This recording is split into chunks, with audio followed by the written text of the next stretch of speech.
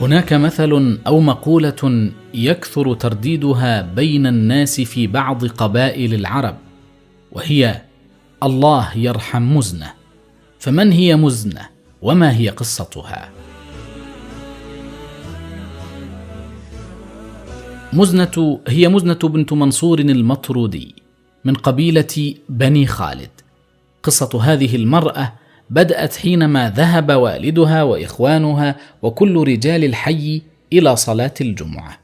كانت المسافة بين قريتهم العوشزية التي تعود إمارتها بذلك الوقت للمطرودي من قبيلة بني خالد الشهيرة، وكانت هناك مسافة بين العوشزية وعنيزة، وهي مسافة كبيرة تبلغ 7 كيلومترات.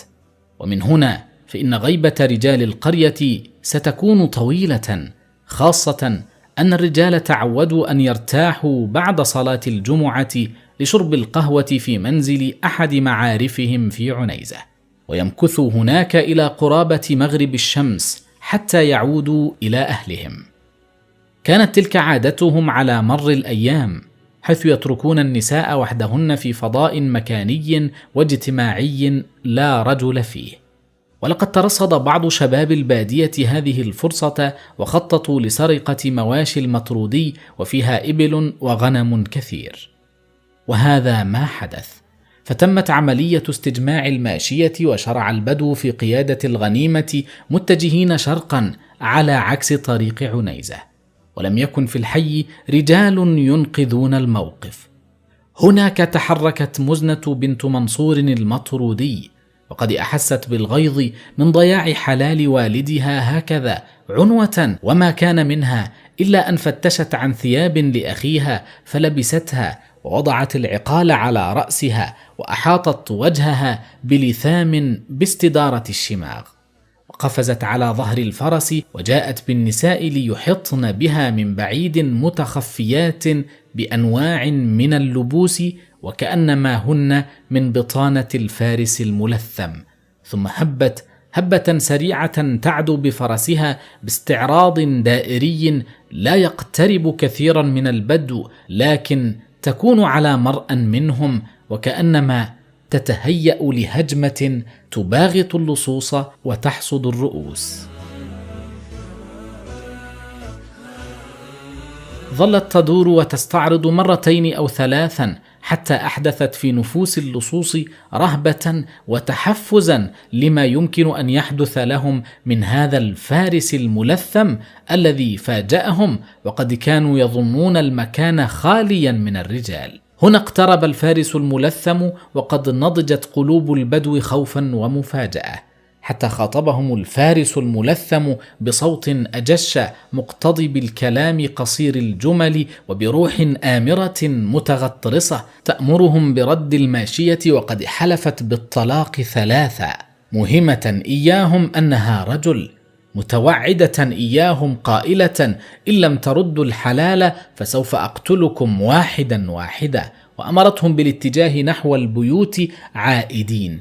تقول هذا وهي تنطلق بفرسها في دائرة طويلة تحيط بالمكان من بعيد، مشهرة سلاحها ومستعرضة على الفرس، مع حركات تتبادلها مع صواحبها من النساء المتربصات من بعيد، وكأن الجميع يمثلن خطة عسكرية في التطويق والانقضاض.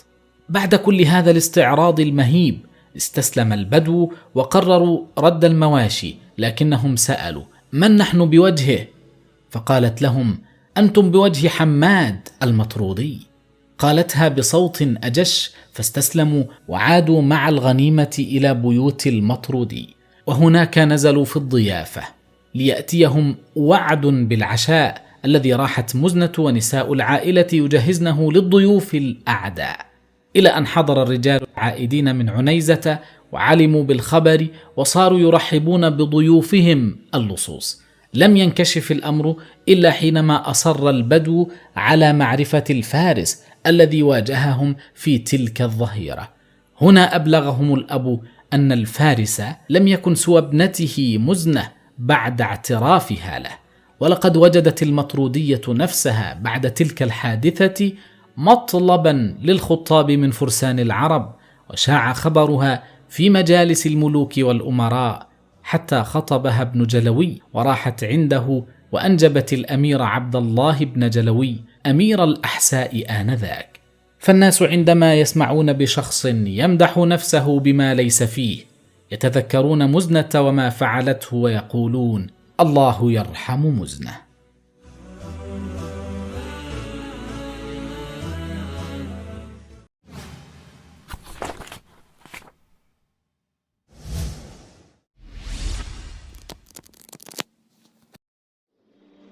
إياك أعني واسمعي يا جارة. هذا مثل قديم كثيرا ما نستعمله للتعبير بصورة غير مباشرة أو بطريق المجاز والتشبيه عما في أذهاننا، بحيث يفهمه السامع دون مجابهة أو خدش لمشاعره، كما يقال أحيانا في من يخاطب شخصا ويقصد بكلامه شخصا آخر.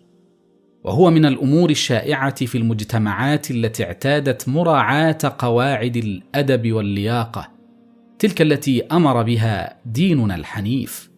فحسن المقال من أهم القواعد الاجتماعية التي تتضمن هذا المثل، قد شاعت في التراث العربي منذ أقدم العصور، وعبر عنها الشاعر بقوله: لا خيل عندك تهديها ولا مال، فليسعد النطق إن لم يسعد الحال. أما أصل المثل إياك أعني واسمعي يا جارة، فيعود إلى رجل من بني فزارة هو سهل بن مالك الفزاري، وكان في طريقه إلى مدينة الحيرة بالعراق للالتحاق بالملك النعمان، حيث مر بحي من أحياء بني طي، فسأل عن سيد الحي، فقالوا له إنه حارثة بن لأم، فتوجه نحوه فلم يجده، لكنه صادف أخته فرحبت به وأنزلته وأعدت له ما كان من طعام وشراب.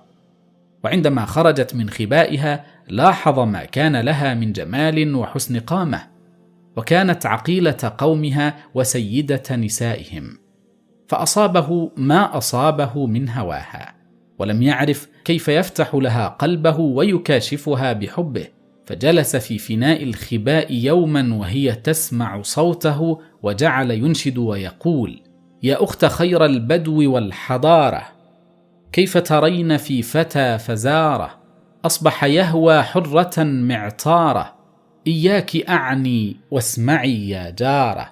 بيد أن كلماته لم تقع في نفسها بما كان يرجوه الفزاري، فأنشدت من وراء الخدر وقالت: إني أقول يا فتى فزارة، لا أبتغي الزواج ولا الدعارة، ولا فراق أهل هذه الجارة، فارحل إلى أهلك باستخارة. فخجل الرجل من نفسه وقال: ما أردت منكرا وسوءتاه، فاستحت من تسرعها وقالت: صدقت. ثم ارتحل وأتى النعمان فأكرمه، ثم عاد من حيث أتى ومر على الديار نفسها، وبينما نزل عند أخيها تطلعت إليه نفسها فأرسلت إليه أن اخطبني من أخي إن كانت لك حاجة بي، فخطبها وتزوجها وسار بها إلى قومه، فحكى لهم حكايته وما أنشده من شعر وما ردت به عليه من شعر، فسارت كلماتهما مثلا بين العرب بدوا وحضرا.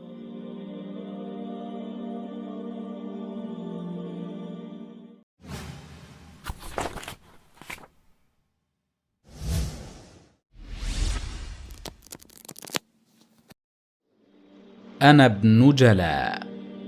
لقد استشهد الحجاج بن يوسف الثقفي بهذا المثل، فبدأ به خطبته المشهورة لأهل العراق: أنا ابن جلا وطلاع الثنايا، متى أضع العمامة تعرفوني. لكن البيت ليس من بنات أفكاره، بل هو مطلع قصيدة قالها سحيم بن وثيل الشاعر المخضرم. وكان الشاعران الأخوص والأبيرد قد تحدياه وسخرا منه ومن شعره، لأنه في زعمهما أدنى منهما مرتبة في قول الشعر. وكان سحيم في أواسط العقد الخامس، وهما الشابان اليافعان، فمما أنشد ردا عليهما: أنا ابن جلا وطلاع الثنايا، متى أضع العمامة تعرفوني، وإن مكاننا من حميري مكان الليث من وسط العرين، وإني لا يعود إلي قرني غداة الغب إلا في قرين، وماذا يدري الشعراء مني وقد جاوزت حد 40، أخو 50 مجتمعا أشدي، ونجذني مداورة الشؤون. وابن جلا كناية عن الرجل المشهور، وهو الذي يجلو الأمور، ويقال للرجل الذي على شرف ولا يخفى مكانه أنه ابن جلا. وهناك من يرى أن أصل المعنى ابن من يقال له جلى الأمور، وورد في اللغة أن ابن جلا هو الصبح والنهار. وزعم بعضهم أن ابن جلا اسم رجل كان فاتكا صاحب غارات مشهورا بذلك. وهناك أقوال مختلفة في هذا التعبير وفي حكمه الإعرابي، منها أنه يقال للمشهور المتعالم، أو هو الذي أمره منجل منكشف. أما معنى أضع العمامة ففيه شرحان: الأول: أضع العمامة على رأسي فتعرفون أنني من أهل السيادة والشجاعة ومستعد للقتال. وفي ذلك ورد في شعر إبراهيم الحضرمي: بني مالك شدوا العمائم واكشفوا لذي العرش عن ساق لحرب المحارب. والثاني: أضع العمامة عن رأسي فيتبين لكم صلع رأسي، وهذا من علامات الشجاعة، فأنا عندما أحارب مكشوف الرأس يعلم الناس مبلغ شجاعتي. وقال ثعلب: العمامة تلبس في الحرب وتوضع في السلم. والمعنى أنه يصف شجاعته وإقدامه بأنه لا يهاب أحدا، وأنه قادر على الاطلاع بعظائم الأمور. وقال التبريزي: أي متى أسفر وأحصر اللثام عن وجهي تنظروا إلي فتعرفوني، فالمعتم يتخفى بين الناس، بينما أنا أظهر مكشوف الرأس فأعرف بشجاعتي. وقد ذكر الحجاج ذلك في مقدمة خطبته في أهل الكوفة عندما قدم عليهم واليا من قبل عبد الملك بن مروان، عندما جاءهم ملثما وصعد المنبر وجلس ولم يتكلم، فتهاون الناس أمره، فهددهم باستعمال الشدة معهم مستدلا بهذا المثل بعد إنكارهم لشخصه. حدث عبد الملك بن عمير الليثي قال: بينما نحن في المسجد الجامع بالكوفة، وأهل الكوفة يومئذ ذو حال حسنة، يخرج الرجل منهم في 10 و20 من مواليه، إذ أتى آت فقال: هذا الحجاج قد قدم أميرا على العراق، فإذا به قد دخل المسجد معتما بعمامة قد غطي بها أكثر وجهه، متقلدا سيفا متنكبا قوسا يؤم المنبر، فقام الناس نحوه حتى صعد المنبر، فمكث ساعة لا يتكلم. فقال الناس بعضهم لبعض: قبح الله بني أمية حيث تستعمل مثل هذا على العراق، والله ما أعياه وأدمه. وأعياه من العي، وهو عدم الفصاحة والقدرة على الكلام، وأدمه من الدمامة، وهي دمامة الخلقة. حتى قال عمير بن ضابئ البرجمي: ألا أحصبه لكم؟ فقالوا: أمهل حتى ننظر. فلما رأى عيون الناس إليه حسر اللثام عن فيه ونهض فقال: أنا ابن جلا وطلاع الثنايا، متى أضع العمامة تعرفوني. ثم قال: يا أهل الكوفة، أما والله إني لأحمل الشر بحمله، وأحذوه بنعله، وأجزيه بمثله، وإني لأرى أبصارا طامحة، وأعناقا متطاولة، ورؤوسا قد أينعت وحان قطافها، وإني لصاحبها، وكأني يا أهل الكوفة أنظر إلى الدماء بين العمائم واللحى تترقرق. ثم قال: وإن أمير المؤمنين أطال الله بقاءه نثر كنانته بين يديه، فعجم عيدانها عودا عودا، فوجدني أمرها عودا وأصلبها مكسرا، فرماكم بي لأنكم طالما أوضعتم في الفتن واضطجعتم في مراقد الضلال وسننتم سنن الغي. أما والله لتستقيمن على طريق الحق، أو لأدعن لكل رجل منكم شغلا في جسده، وإن أمير المؤمنين أمرني بإعطائكم أعطياتكم، وأن أوجهكم لمحاربة عدوكم مع المهلب بن أبي صفرة، وإني أقسم بالله لا أجد رجلا تخلف بعد أخذ عطائه ب3 أيام إلا سفكت دمه وأنهبت ماله وهدمت منزله.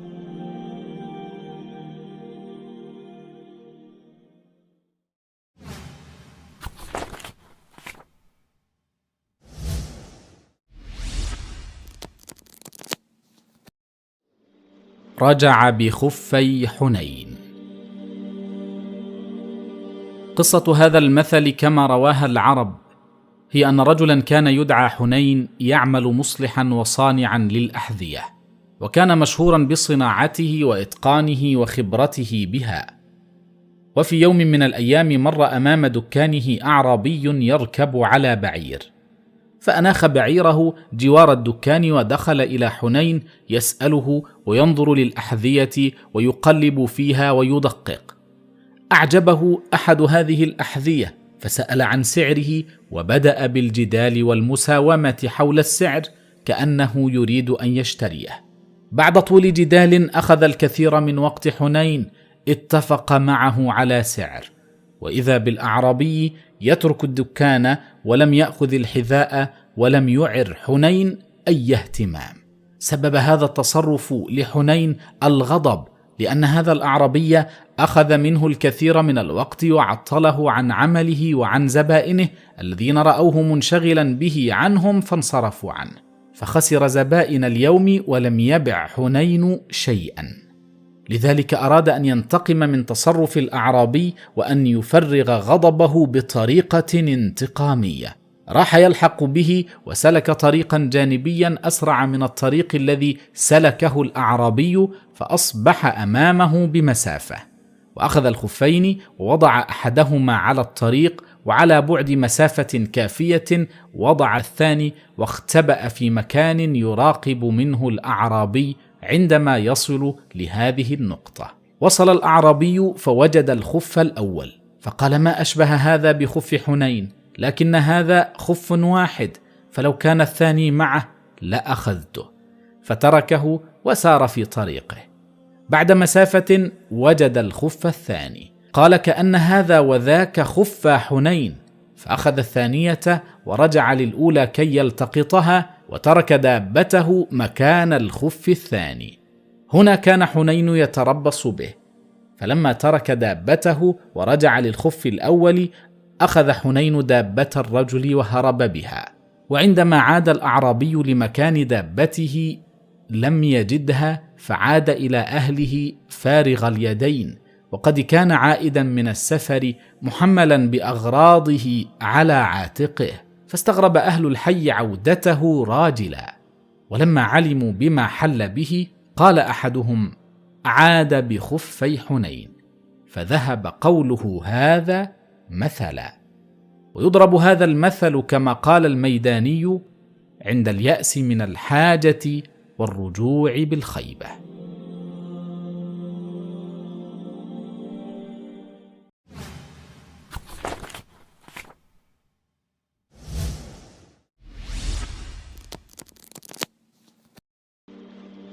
جنت على نفسها براقش. هذا مثل من أشهر الأمثال الشعبية التي رددها العرب قديما وتناقلتها الأجيال دون معرفة من هي براقش وكيف جنت براقش على نفسها، وإن كان ذلك بقصد أو بحسن نية. يشار في بعض الروايات إلى أن براقش ليست امرأة كما يظن البعض، بل هو اسم كلبة كانت لبيت من العرب في إحدى القرى العربية، وكانت تحرس المنازل لهم من اللصوص وقطاع الطريق. فإذا حضر أناس غرباء إلى القرية تنبح عليهم وتقوم بمهاجمتهم حتى يفروا من القرية.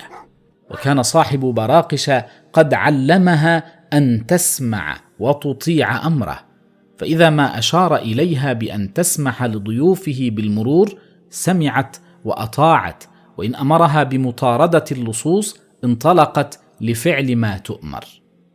ومرت الأيام وحدث ما لا يحمد عقباه، إذ حضر إلى القرية مجموعة من الأعداء، فبدأت براقش بالنباح لتنذر أهل القرية الذين سارعوا بالخروج من القرية والاختباء في إحدى المغارات القريبة، حيث إن تعداد العدو كان أكثر من تعداد أهل القرية.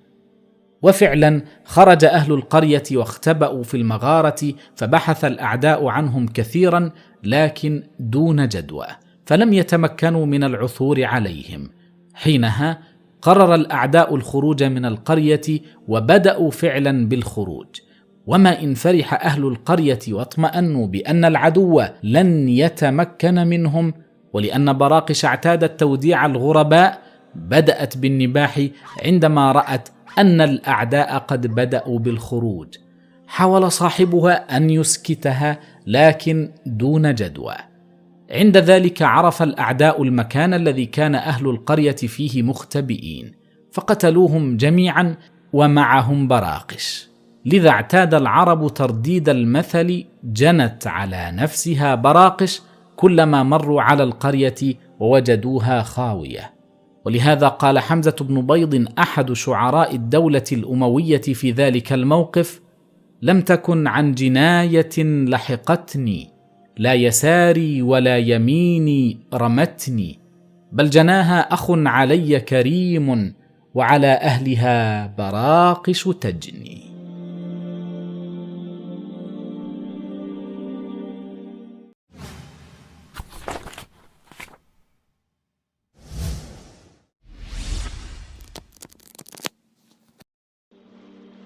إن غدا لناظره قريب. إن غدا لناظره قريب، أي لمنتظره. يقال نظرته أي انتظرته. وأول من قال ذلك قراد بن أجدع، وذلك أن النعمان بن المنذر خرج يتصيد على فرسه اليحموم، فأجراه على أثر عير له، فذهب به الفرس في الأرض ولم يقدر عليه، وانفرد عن أصحابه وأخذته السماء، فطلب ملجأ يلجأ إليه، فدفع إلى بناء فإذا فيه رجل من طيء يقال له حنظلة، ومعه امرأة له، فقال لهما: هل من مأوى؟ فقال حنظلة: نعم. فخرج إليه فأنزله، ولم يكن للطائي غير شاة وهو لا يعرف النعمان، فقال لامرأته: أرى رجلا ذا هيئة وما أخلقه أن يكون شريفا خطيرا، فما الحيلة؟ قالت: عندي شيء من طحين كنت ادخرته، فاذبح الشاة لأتخذ من الطحين ملة. قال: فأخرجت المرأة الدقيق فخبزت منه ملة، وقام الطائي إلى شاته فاحتلبها ثم ذبحها، فاتخذ من لحمها مرقة وأطعمه من لحمها وسقاه من لبنها، واحتال له شرابا فسقاه وجعل يحدثه بقية ليلته. فلما أصبح النعمان لبس ثيابه وركب فرسه، ثم قال: يا أخا طيء، اطلب ثوابك، أنا الملك النعمان. فقال الرجل: أفعل إن شاء الله.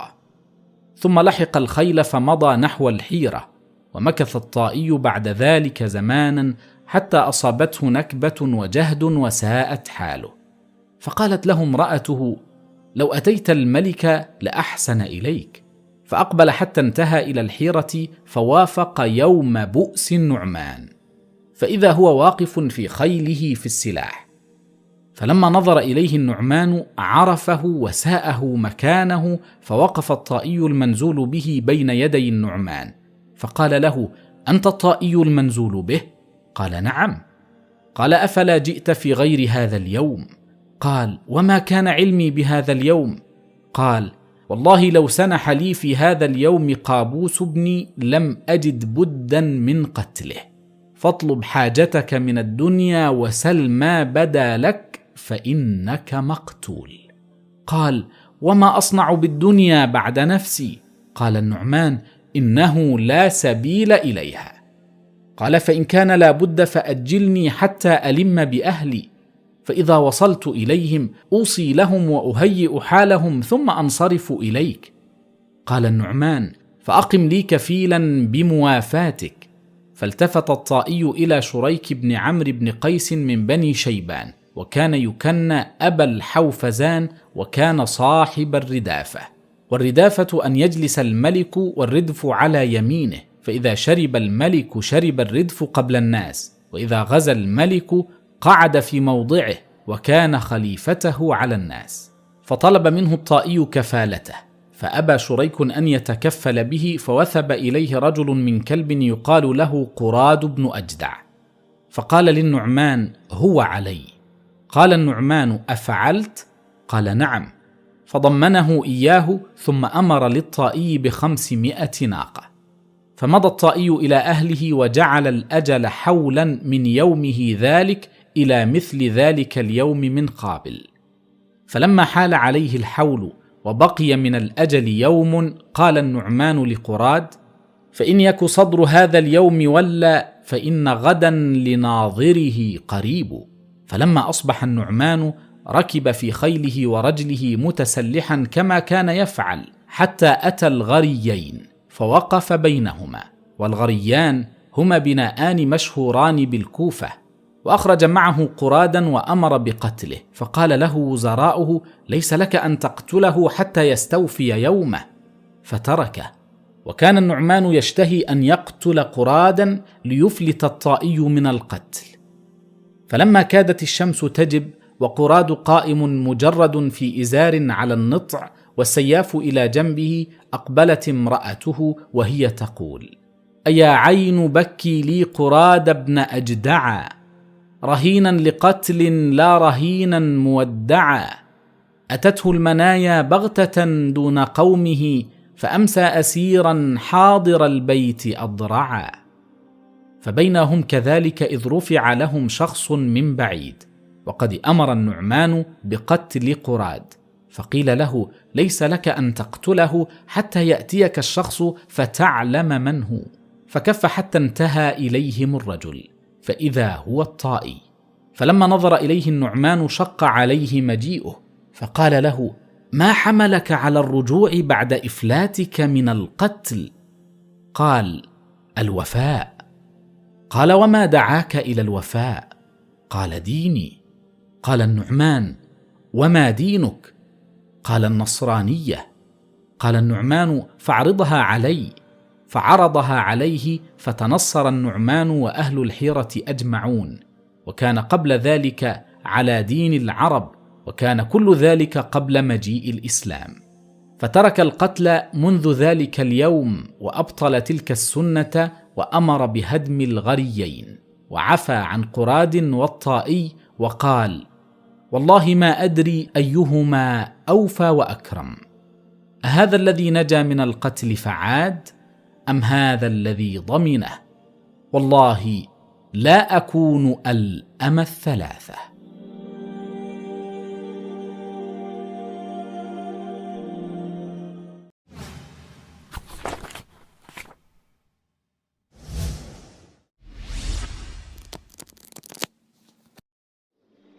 ألا من يشتري سهرا بنوم؟ قيل إن أول من قال ذلك ذو رعين الحميري، وذلك أن حمير تفرقت على ملكها حسان، وخالفت أمره لسوء سيرته فيهم، ومالوا إلى أخيه عمرو، وحملوه على قتل أخيه حسان، وأشاروا عليه بذلك، ورغبوه في الملك، ووعدوه حسن الطاعة والمؤازرة. فنهاه ذو رعين من بين حمير عن قتل أخيه، وعلم أنه إن قتل أخاه ندم ونفر عنه النوم، وانتقض عليه أمره، وأنه سيعاقب الذي أشار عليه بذلك، ويعرف غشهم له. فلما رأى ذو رعين أنه لا يقبل ذلك منه، وخشي العواقب، قال هذين البيتين وكتبهما في صحيفة وختم عليها بخاتم عمرو، وقال: هذه وديعة لي عندك إلى أن أطلبها منك. فأخذها عمرو فدفعها إلى خازنه وأمره برفعها إلى الخزانة والاحتفاظ بها إلى أن يسأل عنها. فلما قتل أخاه وجلس مكانه في الملك منع منه النوم وسلط عليه السهر، فلما اشتد ذلك عليه لم يدع باليمن طبيبا ولا كاهنا ولا منجما ولا عرافا ولا عائفا إلا جمعهم، ثم أخبرهم بقصته وشكى إليهم ما به. فقالوا له: ما قتل رجل أخاه أو ذا رحم منه على نحو ما قتلت أخاك إلا أصابه السهر ومنع منه النوم. فلما قالوا له ذلك أقبل على من كان أشار عليه بقتل أخيه وساعده عليه من أقيال حمير فقتلهم حتى أفناهم. فلما وصل ذو رعين قال له: أيها الملك، إن عندك براءة مما تريد أن تصنع بي. قال: وما براءتك وأمانك؟ قال: مر خازنك أن يخرج الصحيفة التي استودعتكها يوم كذا وكذا. فأمر خازنه فأخرجها، فنظر إلى خاتمة عليها ثم فضها، فإذا فيها: ألا من يشتري سهرا بنوم، سعيد من يبيت قرير عين، فأما حمير غدرت وخانت، فمعذرة الإله لذي رعين. ثم قال له: أيها الملك، قد نهيتك عن قتل أخيك، وعلمت أنك إن فعلت ذلك أصابك الذي قد أصابك، فكتبت هذين البيتين براءة لي عندك مما علمت أنك تصنع بمن أشار عليك بقتل أخيك. فقبل ذلك منه وعفى عنه وأحسن جائزته.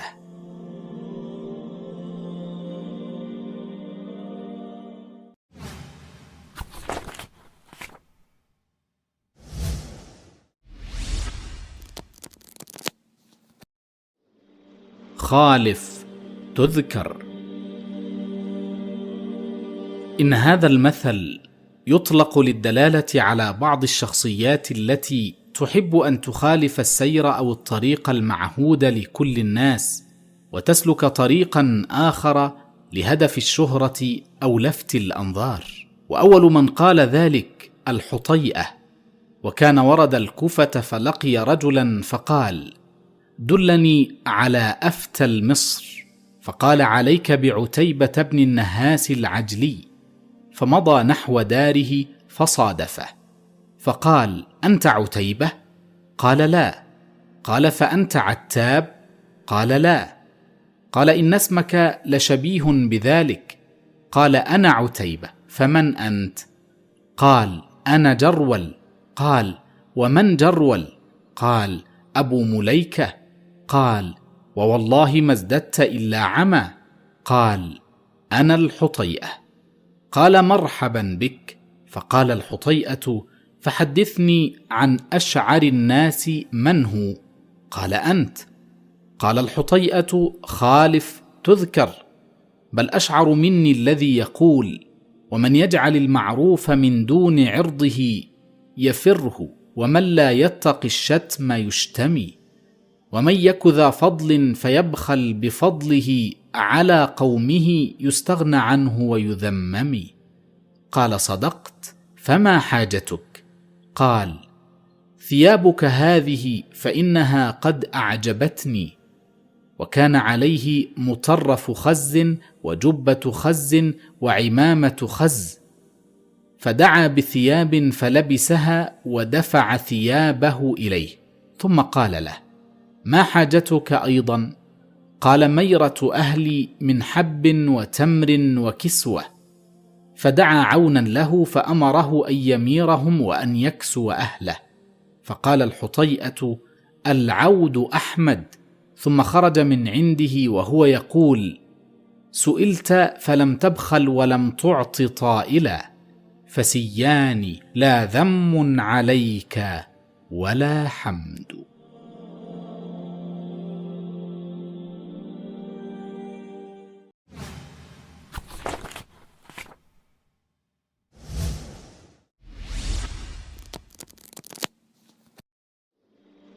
وافق شن طبقه. وافق من الموافقة وهي عدم الاختلاف. قيل أصل هذا المثل أن طبقة وهي قبيلة من إياد كانت لا تطاق، فأوقعت بها قبيلة شن فانتصفت منها وأصابت فيها، فضربتا مثلا للمتفقين في الشدة وغيرها.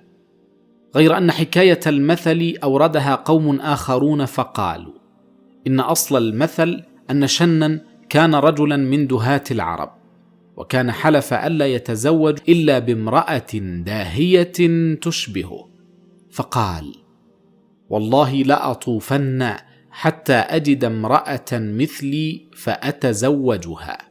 وبينما هو ذات يوم يسير في الطريق إذ لقي رجلا يريد القرية التي يريدها شن، فصحبه. فلما انطلقا قال له شن: أتحملني أم أحملك؟ فقال الرجل: يا جاهل، كيف يحمل الراكب الراكب؟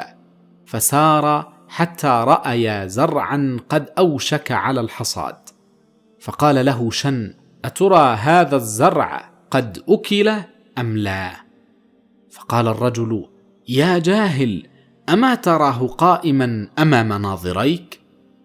وسار في طريقهما يكملا سيرهما، فاستقبلتهما جنازة، فقال شن للرجل: أترى صاحبها حيا أم ميتا؟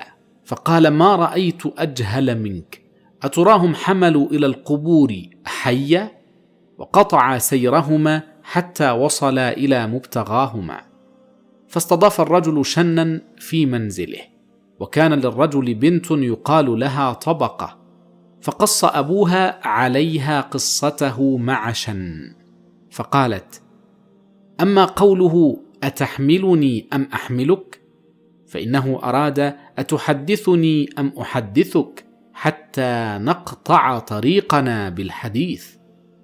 وأما قوله أترى هذا الزرع قد أكل أم لا؟ فإنه أراد أباعه أهله فأكلوا ثمنه أم لا؟ وأما قوله في الميت فإنما أراد أترك عقبا يحيا بهم ذكره أم لا؟ فخرج الرجل إلى شن فحادثه، ثم أخبره بتفسير ابنته لكلامه، فأعجب شن بها فخطبها من أبيها فزوجه إياها، فحملها إلى أهله.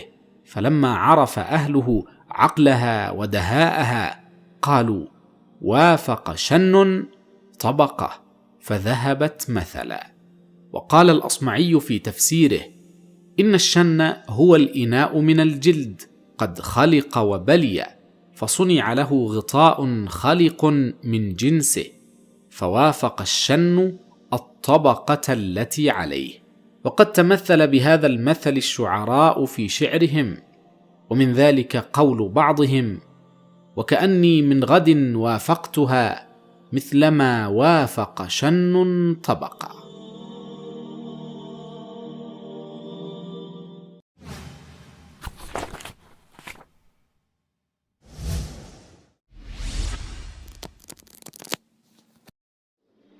إن البلاء موكل بالمنطق. يقال إن أول من قال ذلك أبو بكر الصديق رضي الله عنه، فيما ذكره ابن عباس قال: حدثني علي بن أبي طالب رضي الله تعالى عنه لما أمر رسول الله صلى الله عليه وسلم أن يعرض نفسه على قبائل العرب، خرج وأنا معه وأبو بكر، فدفعنا إلى مجلس من مجالس العرب، فتقدم أبو بكر وكان نسابة، فسلم فردوا عليه السلام، فقال: ممن القوم؟ قالوا: من ربيعة. فقال: أمن هامتها أم من لهازمها؟ قالوا: من هامتها العظمى.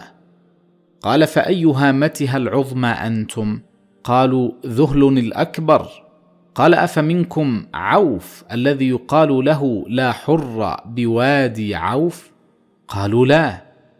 قال: أفمنكم بسطام ذو اللواء ومنتهى الأحياء؟ قالوا: لا. قال: أفمنكم جساس بن مر حامي الذمار ومانع الجار؟ قالوا: لا. قال: أفمنكم الحوفزان قاتل الملوك وسالبها أنفسها؟ قالوا: لا. قال: أفمنكم المزدلف صاحب العمامة الفردة؟ قالوا: لا. قال: أفأنتم أخوال الملوك من كندة؟ قالوا: لا. قال: فلستم ذهلا الأكبر، أنتم ذهل الأصغر. فقام إليه غلام قد بقل وجهه يقال له دغفل، فقال: إن على سائلنا أن نسأله. يا هذا، إنك قد سألتنا فلم نستكتمك شيئا، فمن الرجل أنت؟ قال: رجل من قريش. قال: بخ بخ، أهل الشرف والرياسة. فمن أي قريش أنت؟ قال: من تيم بن مرة. قال: أمكنت والله الرامي من صفاء الثغرة. والثغرة من البعير هي هزمة ينحر منها، وصفاؤها أي وسطها. أفمنكم قصي بن كلاب الذي جمع القبائل من فهر وكان يدعى مجمعا؟ قال: لا. قال: أفمنكم هاشم الذي هشم الثريد لقومه ورجال مكة مسنتون عجاف؟ قال: لا. قال: أفمنكم شيبة الحمد مطعم طير السماء الذي كأن في وجهه قمرا يضيء ليل ظلام الداج؟ قال: لا. قال: أفمن المفيضين بالناس أنت؟ قال: لا. قال: أفمن أهل الندوة أنت؟ قال: لا. قال: أفمن أهل الرفادة أنت؟ قال: لا. قال: أفمن أهل الحجابة أنت؟ قال: لا. قال: أفمن أهل السقاية أنت؟ قال: لا. واجتذب أبو بكر زمام ناقته فرجع إلى رسول الله صلى الله عليه وسلم، فقال دغفل: أما والله لو ثبت لأخبرتك أنك من زمعات قريش، أو ما أنا بدغفل. قال: فتبسم رسول الله صلى الله عليه وسلم. قال علي: قلت لأبي بكر: لقد وقعت من الأعرابي على باقعة. قال: أجل، إن لكل طامة طامة، وإن البلاء موكل بالمنطق.